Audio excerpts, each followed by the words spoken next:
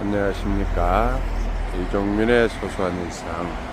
오늘은 중국 여행 중 두 번째인 이곳 구체구를 둘러보기 위해 어제 황룡 풍경구를 둘러보고 이곳으로 이동해서 호텔에서 잠을 자고 지금 오늘 일정을 시작하기 위해 나왔습니다.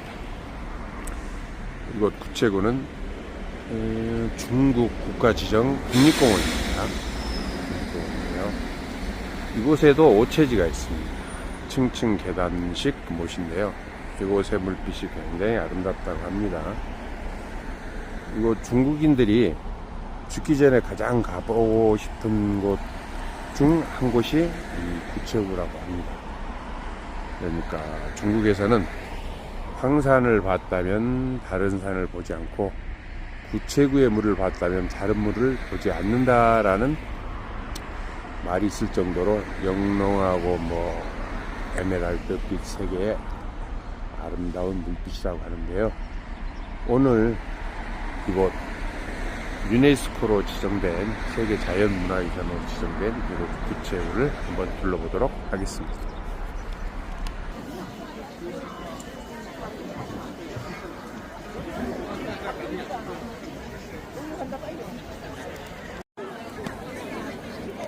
지금 구체구 입구에 입장하기 위해서 기다리고 있는 줄들입니다. 오늘 들어오는 인구들이 예약자만 약 3만 명이라고 하는데요. 어마어마하게 엄두가 옵니다.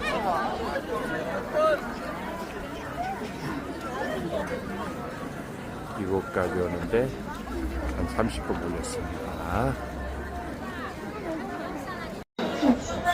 중국은 가는 곳마다 여권 검사를 여행지가 됐던 관광지가 됐던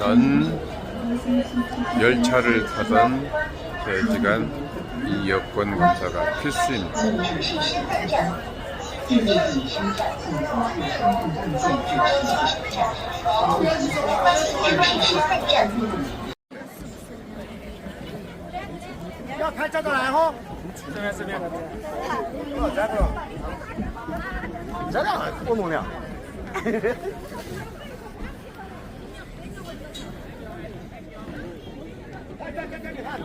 물속에 가라져 있는 나무들이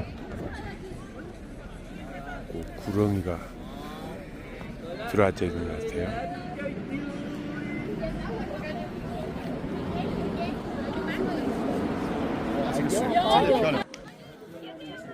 이곳이 오화해입니다.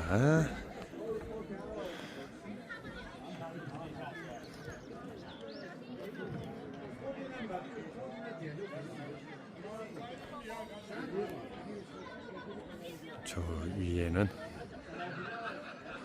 지금 많이 녹았지만 옛날에는 만년설이 꽉 들어차 있던 곳이겠죠. 저 위에가 사천백꽃입니다.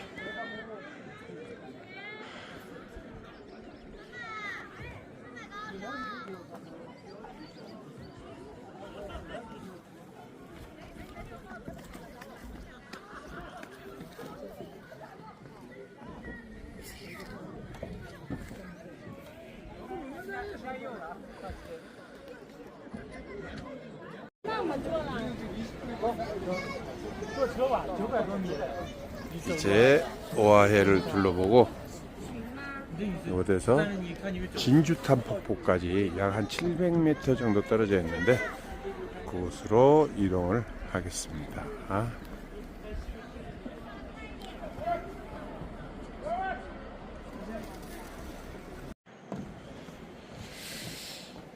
이곳 구체구가 Y자형으로 생겼습니다.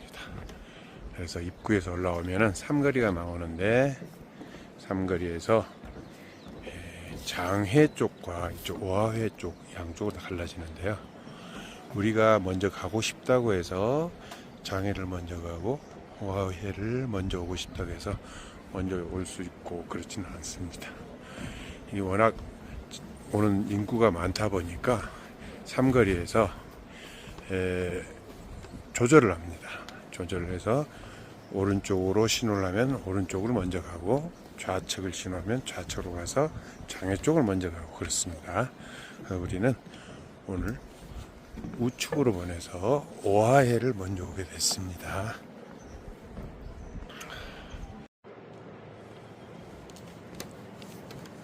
오하해에서 진주탄폭포 가는 길이 데크로 이렇게 정리가 잘 되어 있네요. 이 구체구가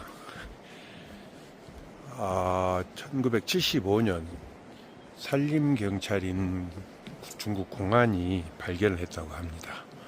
그전에는 이곳이 미제의 곳이었는데, 이곳에 9개의 마을이 살고 있어서 구체구라는 이름을 붙였다고 하네요. 근데 지금은 3곳 정도는 이 문명과 닿아 있지만, 아직도 6군데는 저 깊은 산속 오지에 있어서 이 문명과는 단절이 된 곳이라고 합니다.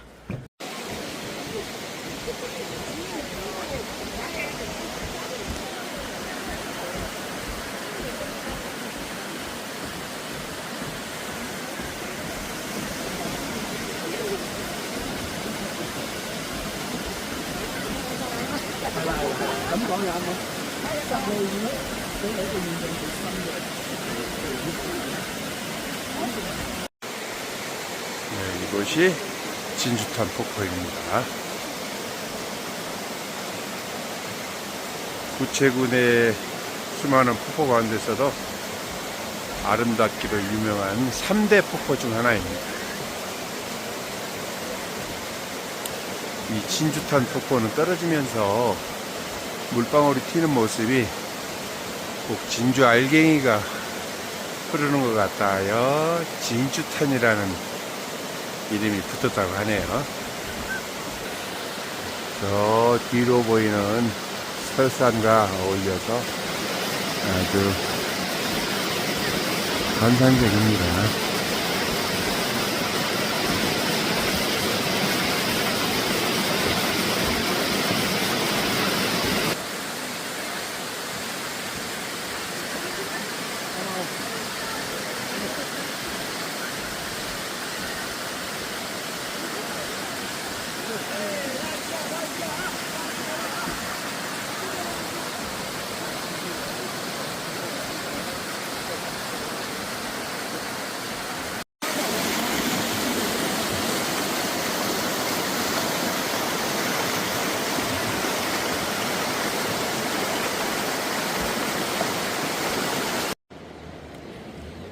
이게 88석이라고 2017년 8월 8일 21시 19분 이곳에 대진이 났을 때 저 큰 바위가 여기까지 굴러 떨어졌다고 합니다.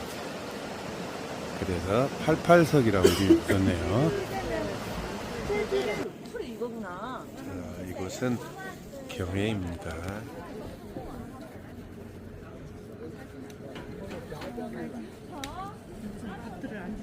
저 위에서 흘러내려온 물이 이곳에서 모여서 정 같은 물이 굉장히 아름다웠습니다. 물 위에 보이는 산들이 안녕도 멋있고요.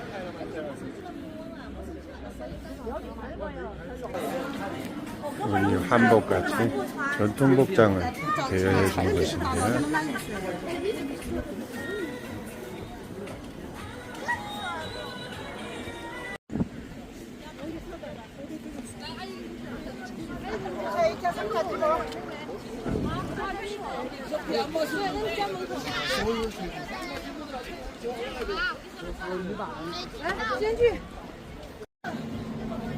경해에서 내려와 점심 식사 후 장해 올라가는 버스를 타기 위해 기다리는 줄입니다.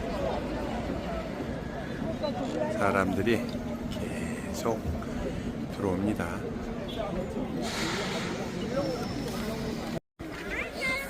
드디어 장해에 도착했습니다. 자, 이곳이 이거 부채구 중에서 제일 높은 곳에 위치한 해발 3,100m. 그러다 보니까 가운데 물이 가에는 살짝 녹았는데 가운데는 아직 얼어 있는 상태 그대로네요. 来来，快点！啊，是你们的袋子吗？没有啊。快点，叫阿姨给我们拍一个。哎，等一下哈。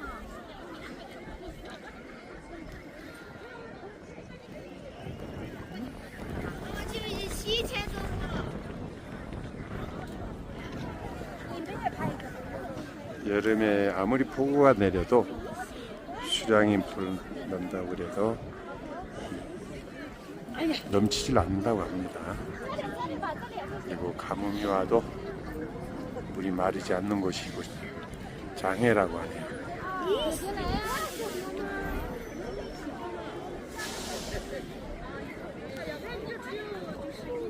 가에는 살짝 녹았는데 가운데는 얼음이 그대로입니다.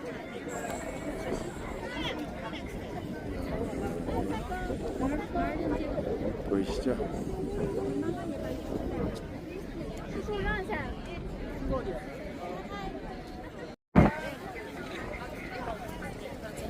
이제 장애를 둘러봤으니 내려가면서 오체지를 또 둘러보도록 하겠습니다.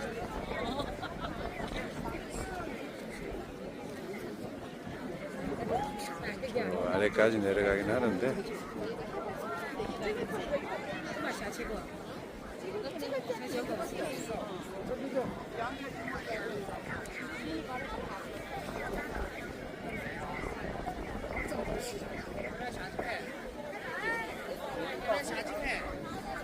到达乘车点，注意品、卫生巾，请不要在此处置东西。禁止提重护栏，禁止搬运护栏，禁止离开站道。 참 물색이 경이롭습니다.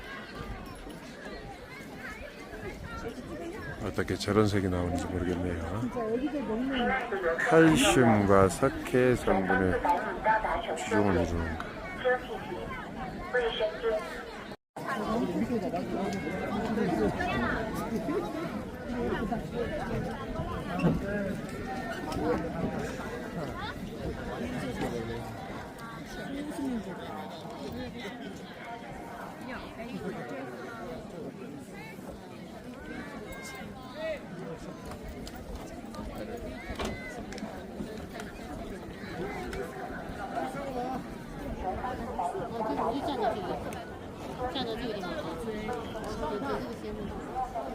자, 오체지를 봤으니 다음 장소로 이동을 하겠습니다.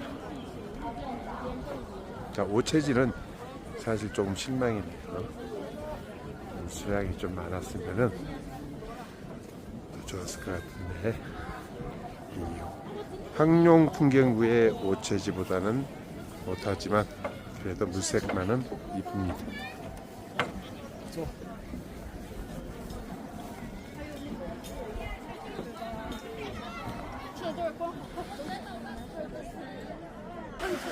아길랑 폭포에 도착을 했습니다. 아직 얼음이 많이 근데 여기 남아있죠. 이 라길랑 폭포가 부채구에 있는 폭포 중에서는 낙차가 제일 긴 폭포라고 합니다. 지금 수량이 많이 부족한데요. 지금 이곳 수량이 부족한 이유는 맨 위에 있는 장해가 얼어서 아직 안 녹아서 그렇다고 합니다. 맨 위에 있는 장해가 녹아서 수량이 풍부해지면 이곳까지도 충분하다고 하네요. 이때가 지금 물이 있더라 붙이면 갈수기 있더라 확실히 물은 부족합니다.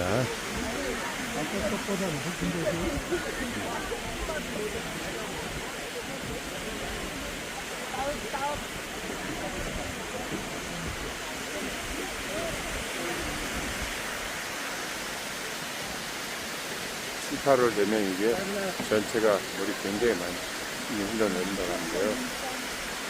사계를 보기가 힘들다고 합니다. 이것은. 자, 사계를 여름 수량이 많았을 때 사진인데 한번 볼까요?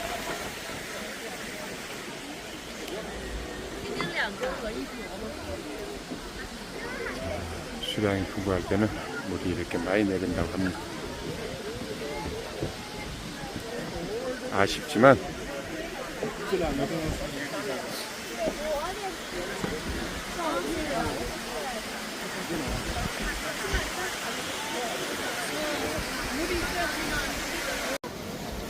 네, 이곳은 서해입니다. 서해는 신자들의 불단인데 물을 이용해서 물레방아 같이 자동으로 돌아가서 만들어놨네요.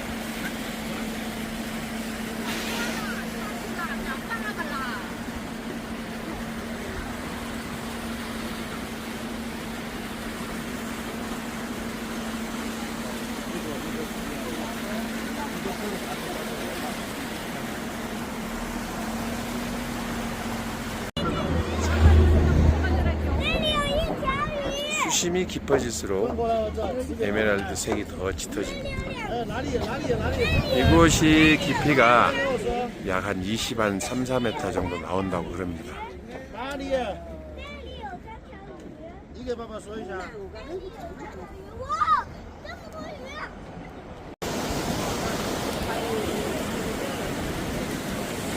이곳이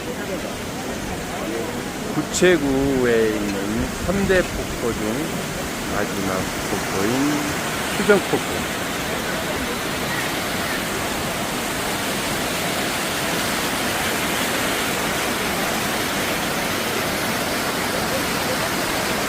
이곳은 아래쪽이라 계곡 양쪽에서 내려오는 물이 합류되고 나서 생긴 폭포이기 때문에 수량이 확실히 많습니다. 물빛이 수정처럼 맑고 곱다고 그러는데요. 물은 역시 맑습니다.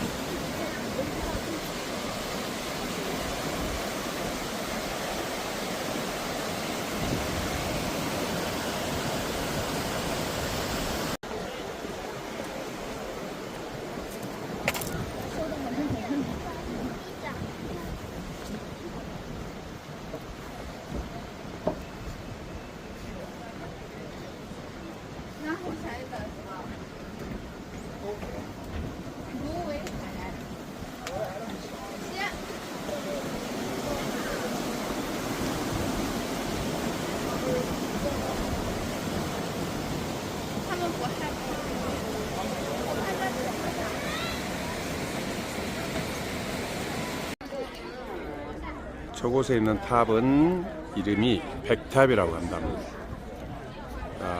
탑이 9개가 있는데 위에 있는 문양은 문수보살을 형상한 거고요. 자, 9개의 상징은 이곳 구체구에 있는 마을이 9개 마을이 있어서 각 마을의 상징적인 탑이라고 합니다. 1년에 한 번씩 제를 지내는데 남아교식으로 지낸다고 합니다. 제를 지내고 자기가 가장 아끼는 물건을 놓고 간다고 하네요. 여기는 아마 놀이시설이 있는 것 같네요.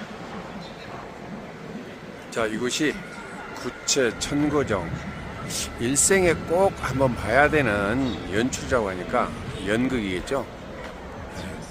이 연극의 내용이 아마 티베트 민족의 어떤 역사를 담은 그런 내용이 아닐까 싶습니다.